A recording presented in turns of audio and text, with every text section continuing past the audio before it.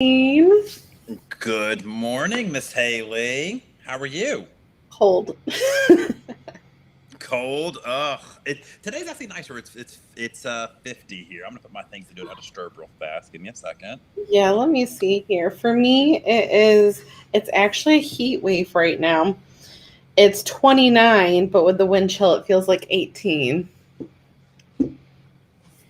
That's an improvement from single Sounds digits to negative digits. that So, sounds that sounds awful. It's 50. But hey, this time tomorrow I'll be on my way to sunny Miami. I'm excited. I know, I'm so jealous.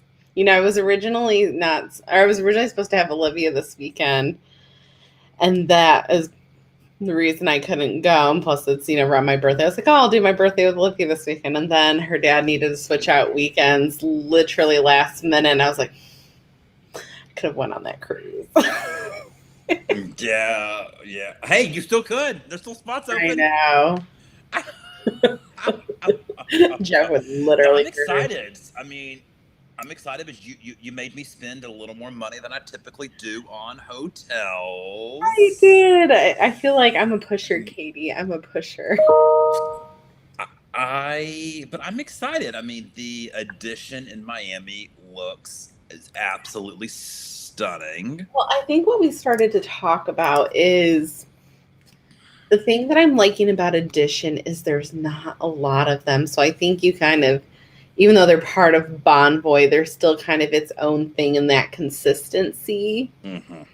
I'm Hmm. theoretically thinking it's still there. I'm excited. I mean, but I My struggle gosh. with like really nice hotels in like Fort Lauderdale and Miami. So many of the properties are just like old. Old. And look, if you're there in like one night Miami, I've done the Hyatt Centrics. They're fine, right? If you're just landing, need a place to sleep, the Hyatt Centrics are fine. I like the Hyatt Centric in Fort Lauderdale a lot better. The Hyatt Centric in Fort Lauderdale feels like a mini full service. You know what I mean? It's that crossover. It's kind of like Hilton Garden Inn, kind of. It's full service, but it's not. It's kind of like just mini full service. but It's it's just one restaurant, maybe a bar or two. yes, yes. So that Hyatt Centric, I didn't get to go to it. Has a speakeasy in Fort Lauderdale. So next time I'm in Fort Lauderdale, I want to stay there and go to that speakeasy. You can make reservations. It looks fun. But that addition in Miami, I am very. I will be scoping it out, posting pictures in our Facebook group. So I'm excited. I'm very excited. And we have a Facebook user in here, guys. Remember, if you're on Facebook, leave us a little dash comment so we know who is who and we can respond to questions appropriately. But no, I'm excited for you to try that. You're going to try this one. I'm going to try one this month. I am very, very excited. I'm excited for that one as well. Yeah, it's. I mean, it's just fun, right? I mean, as I said a couple weeks ago for the travel trip tip when you weren't here, it was always people get into like a rut and they do the same thing over and over again, right? People do the same 7 night Caribbean cruises, right? They do the same hotel. It's the same trips over and over and over again. So it's like, you know what? Do some different things, expand your horizons.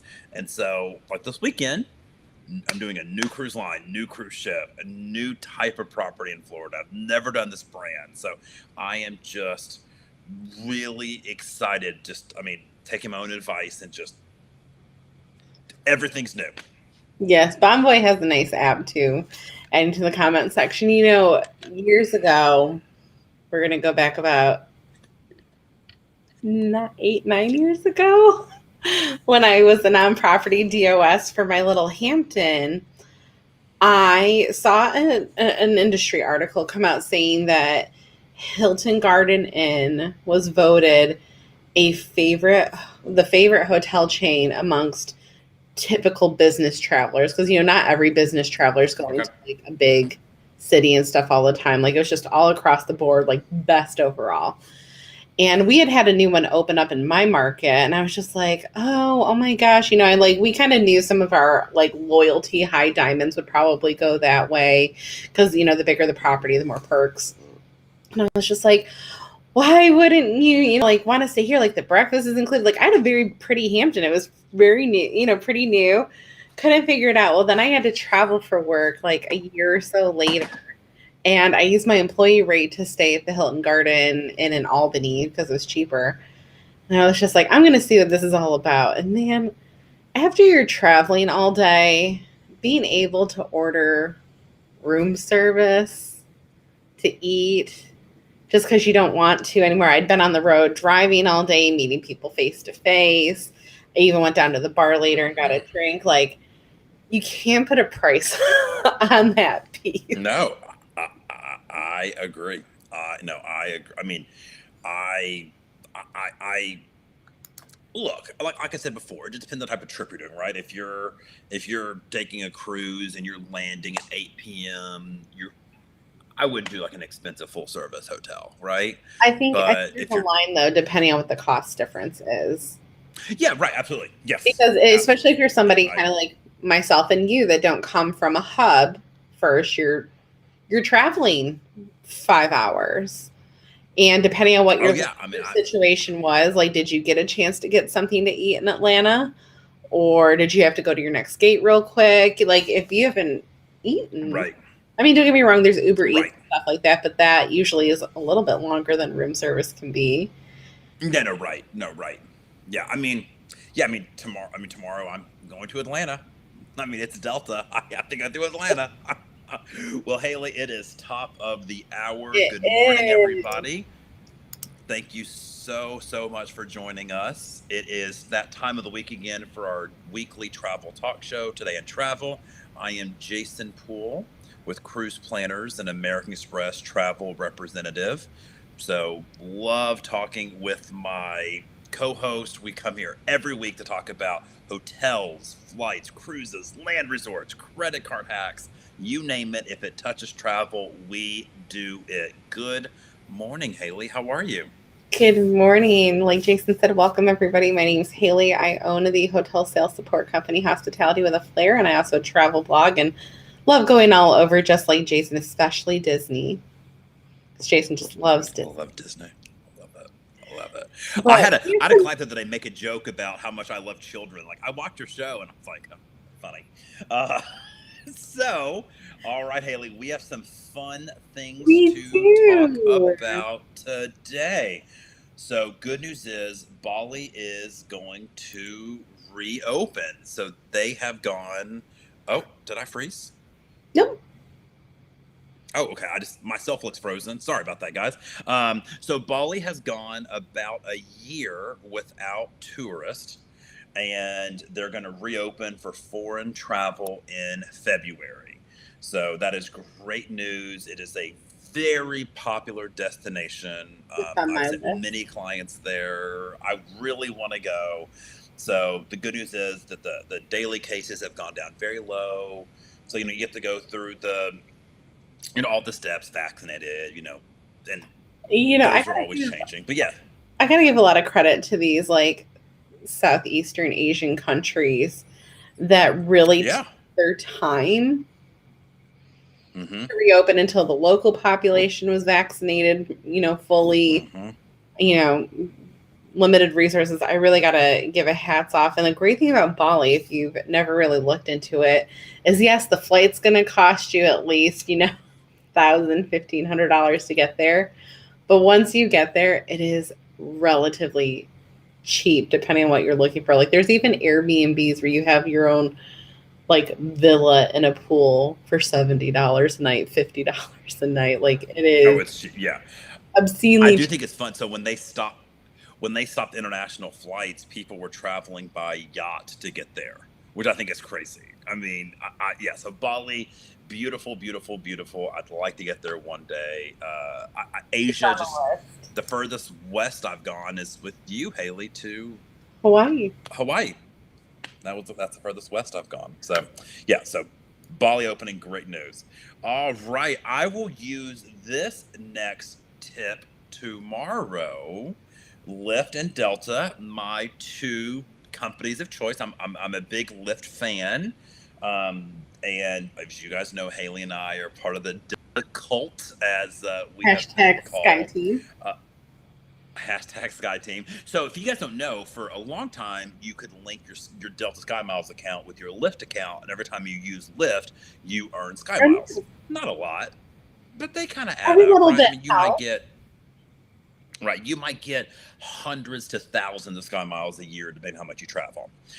So now, when you call a Lyft for an airport, which I will do tomorrow morning, my Sky Miles account is linked in the app, so it will give me updated flight information in the Lyft app to let me know if I'm still on time. So I'm excited about this Lyft and Delta continuing to just work together.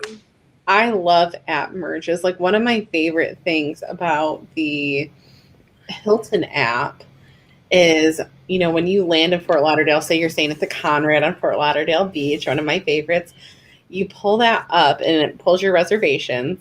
There's a button for Uber. You just click it, automatically pulls it, syncs the address. You just pick the car. Right. I love it.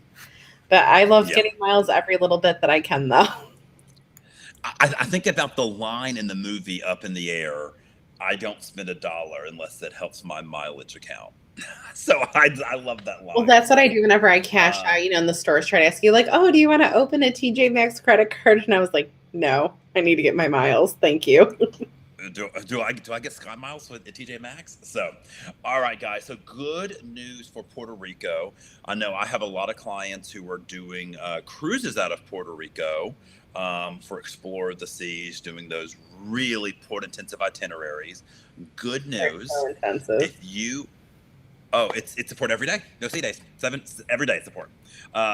So good news, if you are fully vaccinated, you do not have to provide a negative test or quarantine, anything like that. If you're not vaccinated, you still have to show a negative test to arrive to the island, which wouldn't really help if you were going on a cruise. You have to be vaccinated to get on the cruise.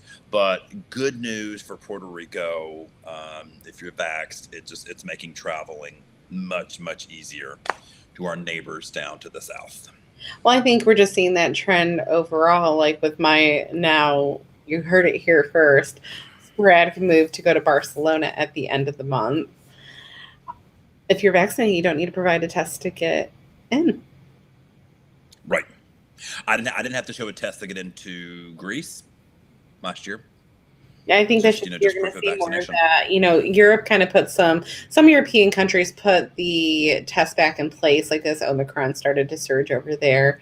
But now I think everything, seasonality wise is just changing. It's coming off. So this is good news. Yeah, I agree. Nice option for those that maybe don't have a passport, don't want to travel outside of the U.S.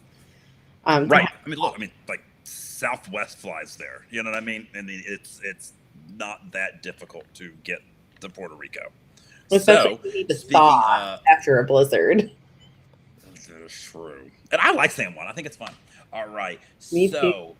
More countries, more states, more travel destinations, more cruise lines are starting to implement booster requirements. I feel like we called this, Jason. We did. So I'm not going to go through all of the country specifics. There are tons of them that are doing it. We talked about Hawaii requiring it a couple weeks ago. There's just lots of countries that are doing it. We could spend hours going over it. Cruise lines are starting it. So like Silver Seas and Azamara are requiring the booster starting today, February 1st. Viking starts today. Silver Seas starts March 1st. So I think we're going to start seeing the definition of fully vaxxed is going to start evolving. So, and I am okay with that if that keeps us safe and healthy. So, absolutely. Yeah, I think this is going to continue to be a trend. I completely agree. All right, Jason, our debate topic of the day. What would you change about cruising? That's a good question. I thought about this. The first thought I have is I would love more overnight stays. There are some itineraries, and I'm like, oh my gosh, I wish I could just like. I remember being in St. Martin years ago, and the waitress was like, you ship people leave just as the island is getting like popping. I remember a couple years ago, I was in Mykonos at a beach club, and as I'm leaving at like 5 o'clock, the DJ's getting there, the DJ setting up the speaker, they're getting the shot glasses ready, and I'm like, I'm leaving like now. So I would love some more overnight, and we're seeing a little bit more of it, right? Like Virgin's doing some overnights in Mykonos. Overnight or even like late, like leave at midnight kind of thing. Sure. Like, so we're seeing Virgin doing that. I'd love to do it in Cozumel. Like, go over to our little area. I would love it. I mean, that area, the Centro is popping at night. Popping. It's fun. I'm doing an overnight this year on my group cruise, Celebrity Beyond, in July in the Mediterranean. We are overnighting in Florence. So I'm really excited to overnight in Florence. So that's kind of the first thing I would change. I would just love to see some overnights. Now, I realize logistically that would mean less unique stops, right? Like instead of 3 or 4 ports, we only get 2 or 3, but I think it'd be fun to have some overnights. I mean, I'll never forget my wedding cruise. We got to overnight in Nassau because they were fixing a part on the ship, and it was so fun. I've overnighted in Nassau. I didn't get off. No, we were there. Had a blast. Just we had a wonderful time.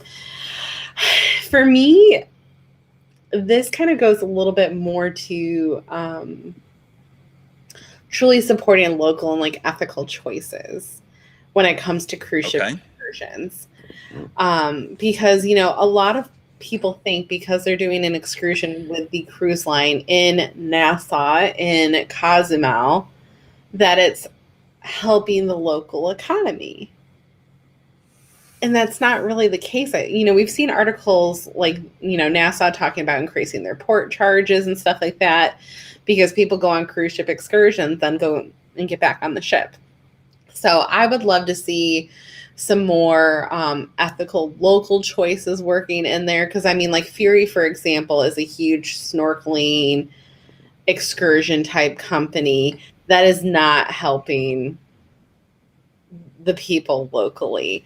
I would love to see a bit more like that. And I'd also like to see a little bit more in that same realm here, selection, especially with some of those like swim with the dolphin places. Like the one at Atlantis, you can actually like, they're rescue dolphins and stuff like that, but there's some that are just not entirely ethical. So I would like to see a little bit more of that. And then, of course, I think you and I talked about some more modernization on board. I would love, give me a 90s night. Like I'm a little over the 70s night. I'm a little 70s. Give me brunch. Like a lot of cruise lines are really say they're trying to go after like the senior millennials, the Gen Xers, right? But they're still doing sea day breakfast till like 9:30, right? And lunch is like at noon, right? I mean, I mean, people my age, like we love going to brunch, right? Like on a sea day, I would love to see some, brunch go from, 10 a.m. till 1 p.m., right? Just give us brunch. I would love a little bit more action during the day, right? I'm thinking about like Vegas during the day. I mean, I'm not expecting like wild pool parties like that, right? I mean, like day clubbing, but I think some more daytime theme parties. More, right. Like I like a little bit more lively day stuff than just laying by the pool and just doing that. And look, I think there's still a part, if you want to go to the solarium or wherever, lay by the pool, that's fine. But I think a little bit more like, let's get the DJ out there and let's like have a little bit more fun than just And it's playing almost like the Caribbean dance music that's kind of dated, I think.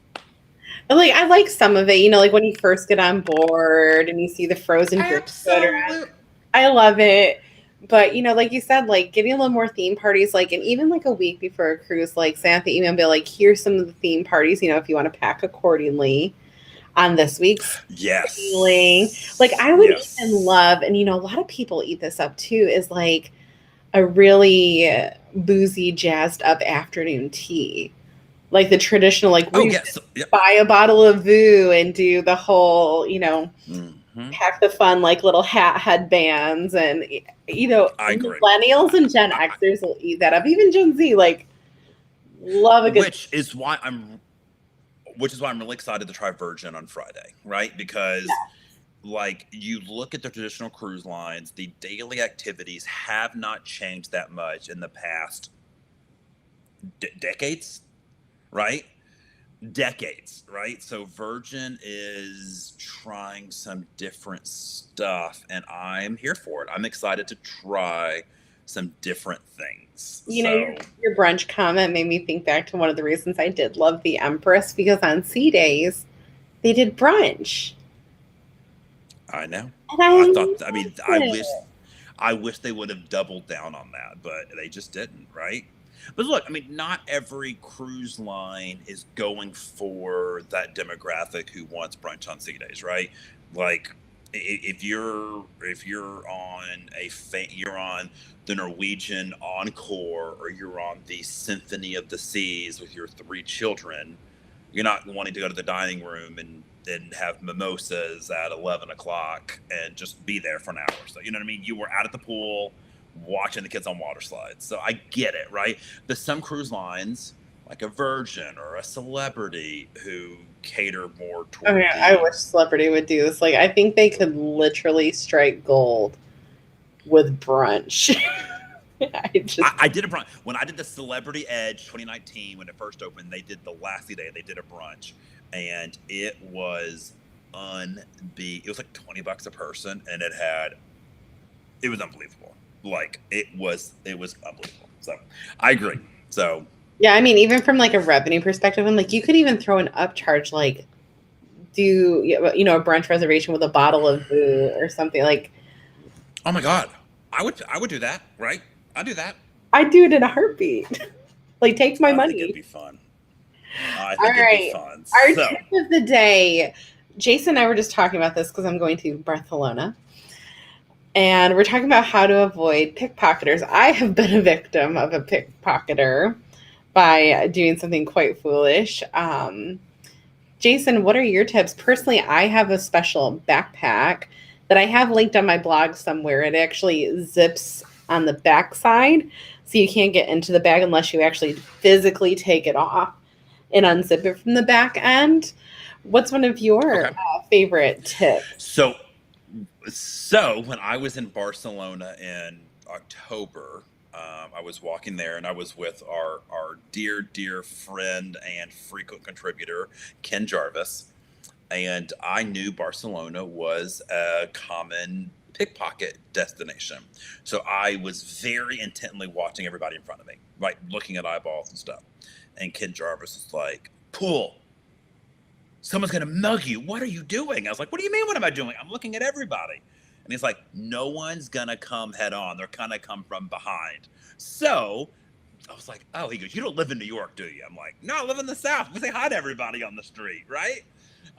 So I literally I started doing the head tilt, looking at everything, looking at everybody, just being aware of your surroundings. You know, don't just be smart. I put my phone, my wallet in my front pockets. I kind of got my hands on them and just made sure I just kind of made eye contact with almost everybody walking around me. And just be so cognizant because it can happen quickly.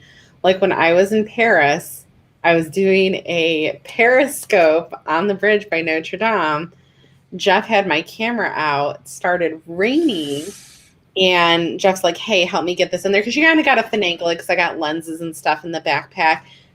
Maybe 60 seconds. I set my phone in my coat pocket, which is, still kind of relatively on my side frontish area, and I'm doing this, and it was gone. Like, I zipped up the backpack, threw it on my back, put my hands in my pockets, and my phone was gone. Like, it can happen that quickly. Nowadays, I just kind of like shove it in my shirt for a second while I'm doing my thing. I don't blame you. Right. You just need to be very cognizant. Other people sometimes will get like, those thin fanny packs that you can wear under your clothes if you're not down with rocking a regular fanny pack. Another tip that you and I talked about was leave a couple of your credit cards in the hotel room. So God forbid something happens, you're not in dire straits. No, I always leave some like credit cards, some cash, euros, wherever I am, in the hotel room. Absolutely. What are your thoughts on being in a European city like that? And this is like any major city. And of course, when you're closer to tourist attractions, that's where this happens more so than the people that try to take pictures with you. What do you do with your passport when you're out and about?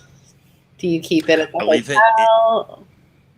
I keep it at the hotel if I know I'm going to go shopping, but some places want the actual passport for the VAT, not a photo for the VAT. So if I know I'm going to go, go to like the designer stores and spend like, if I'm going to go to Gucci or to Louis or like designer stores, they a lot of times will not accept a photo of the passport. They want to actually see the passport. So I will specifically bring it in that situation, but typically I do not walk around with the passport. What I'll do is I'll leave that in my safe in the hotel room, and then I'll actually grab like my license or my global entry card, because I've actually carded for random things like wanting to see something that matches my method of payment. It's just like I just have a little bit of something. I know it's not accepted into Europe, but I'll even bring my passport card. Just kind of like, hey, this is me. I've done that before. Yeah. Now I've done the passport card. So great tips. So be aware. That's the main thing, right? Just be aware. Now, Mr. Cardi came in clutch today with a great question. Yes. So I get this question a lot as a travel advisor. What is better, an annual travel insurance policy or an individual policy? I get it all the time. The basic gist is, if you're a kind of person that just goes on like 1 or 2 trips a year, I would always recommend an individual policy. That's easy. I'd always do individual policy. If you are someone who does lots of trips a year and the trips are not very expensive, I think an annual policy is a good idea for you. Because the annual policy, the medical coverage is per trip. Okay, so every time you do a trip, the medical transportation, transport, all that stuff like resets. Not as high as an individual policy. So like a medical transport could be, depending on the policy, $100,000, $500,000 on an annual. Individual policy could be like $1 million, right? The policy I sell to my clients has $1 million emergency transportation, right? Now, if you're someone who books lots of trips a year and you are booking very expensive rooms, right? You're booking the overwater cabana at Sandals. You're going to Bali. You're booking the Edge Villa on the Celebrity Beyond, right? The annual policy typically has a $10,000, $15,000, $20,000, depending on the type of policy you get, yearly max trip cancellation. Okay? So like when I couldn't get to Greece in September, we just won't talk. I had a suite. All right, but I had a suite, right? I got reimbursed from Allianz, but then my coverage would almost have been like maxed out for the year. So my other trips I had planned, I wouldn't be able to file any type of claim on those, because I pretty much would have maxed out an annual policy. Does that make sense? Yeah, no, that does make sense. And then for those that maybe aren't as familiar with it, Jason, does it cover, like, do either of those cover or not cover, say you're in Cancun doing an all inclusive, you get Hmm. COVID and have to stay at the hotel until you test negative? Do both of those policies cover a situation like that? The short answer is yes, but there are some different, um, there are some fine prints. The short answer is yes. A lot of times, the resort, the cruise line, they'll step in and pay for the hotel, right? So the cruise line, so the insurance doesn't really have to. But yeah, so the short answer is yes. Okay. So Very, very cool. Well, that was a great question. Thank you so much, Brian. Remember, guys, we have an Alaska group cruise coming up this August. If you're interested in that, make sure you hit up Jason. It's going to be an amazing time. We're I'm picking excited. a hotel. We're looking at food tours through Pike Place, doing all the things, and we would love to have you there. If this was your first live, or if you know some friends that would love talking about travel, sharing their favorites, asking questions, and adding to our amazing group, we're hoping to get to 1,000 members this year. Please join todayintravel.live. That'll take you to our Facebook group. You can always post your favorites, ask questions, and we are here every Tuesday, just like Jason said. Any closing thoughts? Beautiful. I hope ship Wi-Fi holds up. So this time in a week, I will be coming to you from Virgin Voyages Scarlet Lady. I'm so jealous. So stay tuned for that. I'll be posting stuff on Facebook Live. I'll be posting stuff on Instagram Live. So make sure you follow that. I'll be posting lots of stuff in our Today on Travel group as well. I am learning as we go. So I'm nervous, but I'm excited. All right, guys, have a great week, and we'll see you next week.